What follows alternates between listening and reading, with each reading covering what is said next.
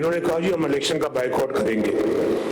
वो सारा बाइकआउट आपके सामने है, जिसमें अब वो बाइकआउट कैसा बाइकआउट है जिसमें अयूब खान की बहू और उमर अयूब की बीवी जो है वो खुद इलेक्शन लड़ी और कैसे बाइकआउट है। क्यों जी अपना चौधरी साहब की बाइकआउट ऐसा होता है जी।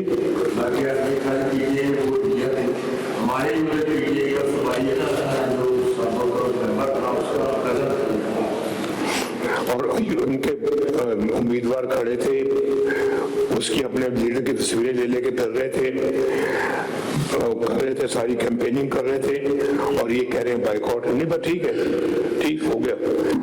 तो वो अपना मुझे आप बताएं कि हरिपुर में जो हमारा पंजाब के सूबे से बाहर है जिसके ये मेंबर बैठे हैं यहाँ पे भी इलेक्ट हुए हैं, मैं आप सबको दिल की गहराई से मुबारकबाद पेश करता हूँ।